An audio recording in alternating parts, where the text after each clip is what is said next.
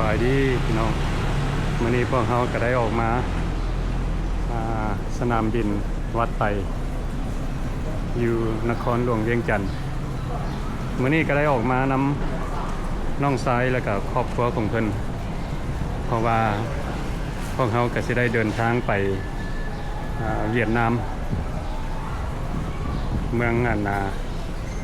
ไซกอนเดี๋ยวนี้พวกเขาเข้ามาทางใน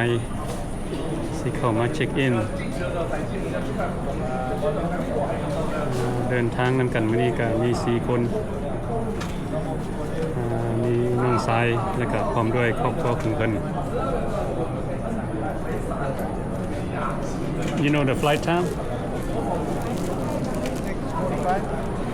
6:45 and you get there at 8:45. About 2 hours? 2 hours. โอ้การเดินทางก็สิมีอยู่ประมาณ2 ชั่วโมงแล้วก็พี่ยนต์ที่พวกเขาซื้อราคา$157แล้วเขาก็สิได้ทายให้พี่น้องได้เบิ่งเนาะว่าการเดินทางของพวกเขาจากเวียงจันทน์ไปหาไซกอนสิเป็นแบบใดขอให้พ่อแม่พี่น้องติดตามเนาะโอ้คนก็มีหลายคนสิไปเวียดเจ็ต1832โฮจิมินห์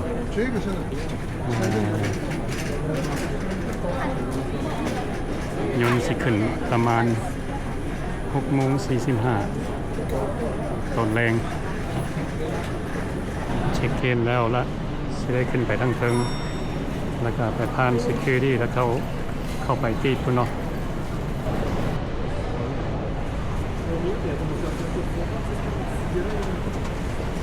ขึ้นมาทั้งเทิงนี่เพิ่นก็มีห้านขายของกิน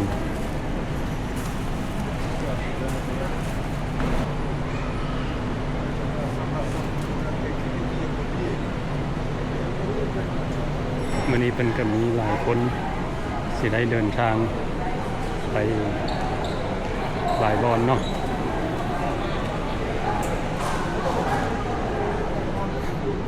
เอามาเบิ่งห้าน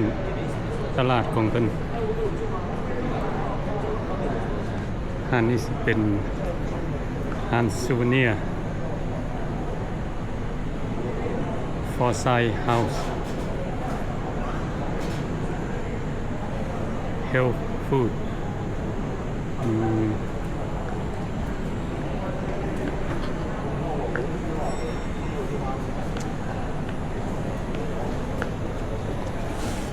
ขายกระเป๋าติดเข้า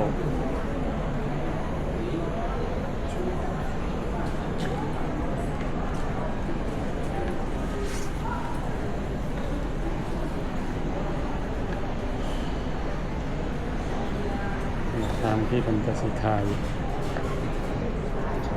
Bambi Souvenir Shop Made in หลวงพระบางโอ้สินค้ามาจากหลวงพระบาง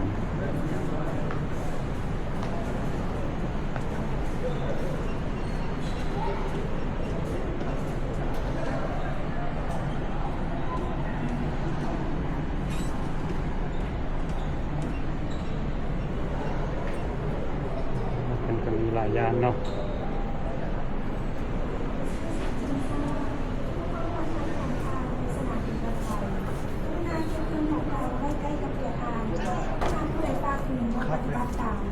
เมื่อเจ้าหน้าที่กดพบจะถูกเชิญมาสอบสวนและตักเตือนกรณีพบชนของผู้อื่นปะไว้หรือบนเจ้าของกรุณาแจ้งต่อเจ้าหน้าที่รักษาความปลอดภัยที่อยู่ใกล้กับทางขอขอบใจ Attention please. For security reasons, please do not leave the belongings unattended. Violators will be prosecuted. If you find any unattended belongings or suspicious items, please immediately report to airport security. Thank you. อันนี้ก็สิเป็นร้านอาหาร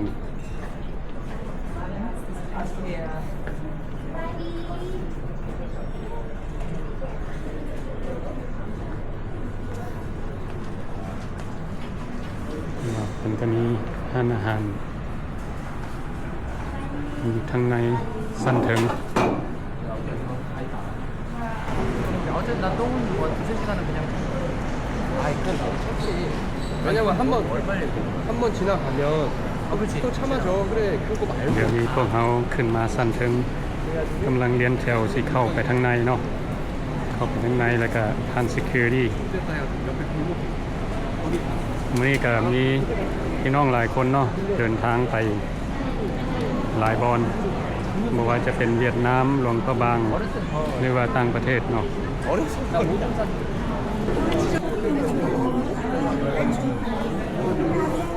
เดี๋ยวนี้เขาสิไปหาเกต3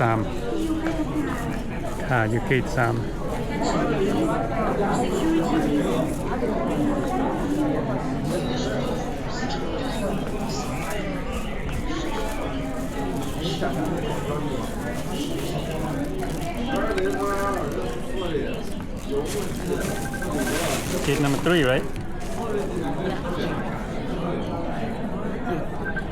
Hello? เดี๋ยวนี้เรียนแถวสิไปขึ้นยนต์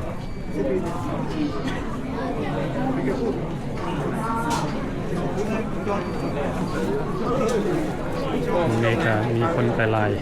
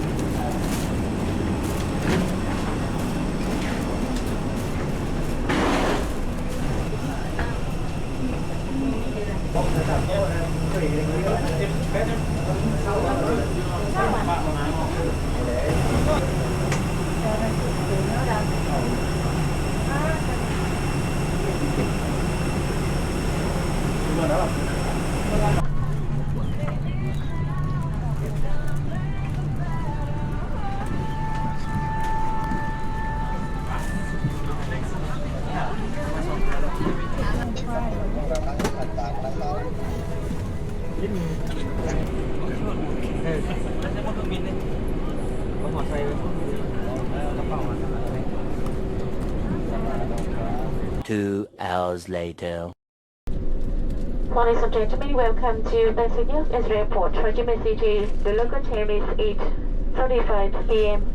and the outside temperature is around 26 degrees Celsius. Please remain seated.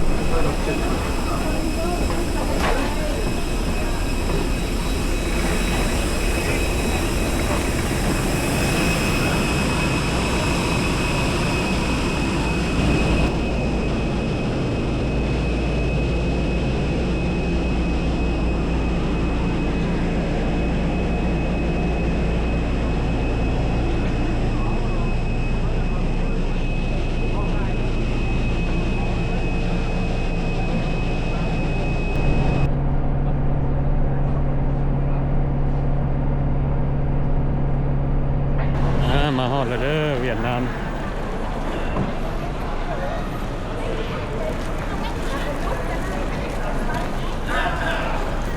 นี่จะสิเป็นเดินบินอยู่ไซกอน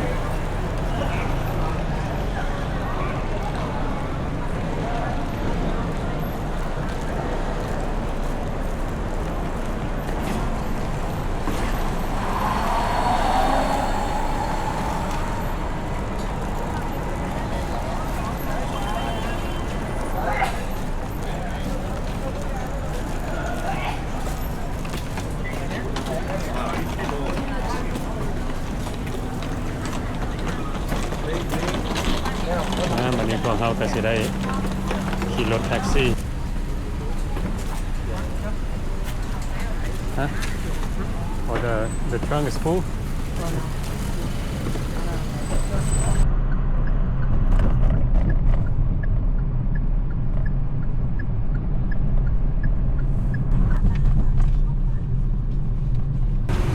พวกเขามาฮอดแล้วเด้อมาฮอดโรงแรมอันนี้ก็สิเป็นชื่อของโรงแรม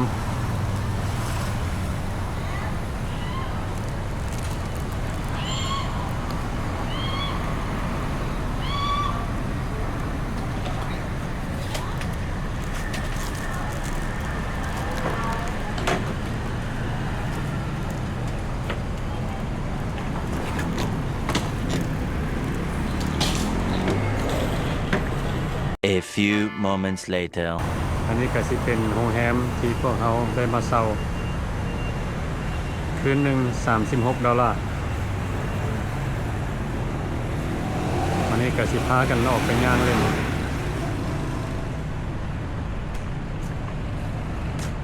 เดี๋ยวนี้ก็สิมีอยู่ประมาณ11 โมงตอนกลางคืน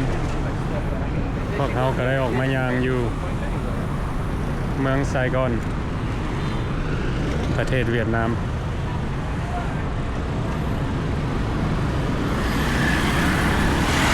เราคงทางเข้าไปน้ำเพิ่นนี่แหละเนาะ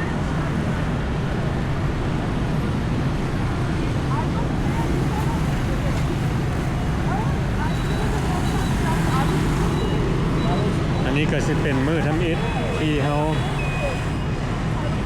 ได้ออกมา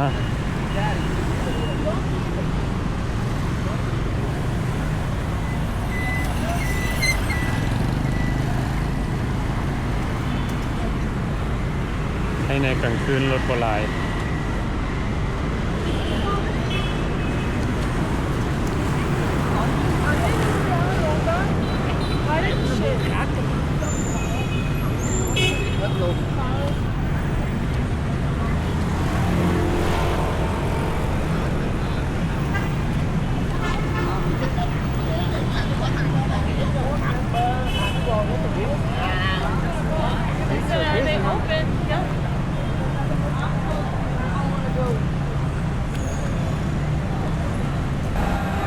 วันนี้เขาก็สิออกมาถ่ายให้พี่น้องไปเบิ่งเนาะว่าเพิ่นมีหยังแน่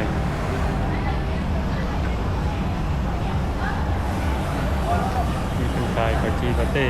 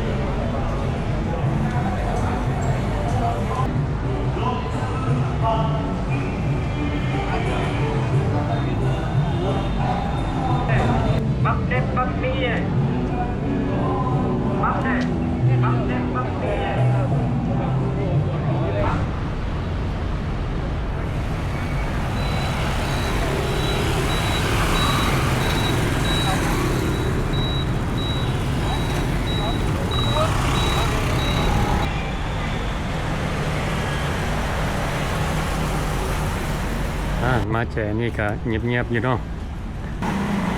วันนี้พวกเราก็สิเข้าไปห้องแรมละไปพักผ่อนเนาะเป็นอย่างไรก็ขอขอบใจทุกคนที่เข้ามาเบิ่งวิดีโอของเขา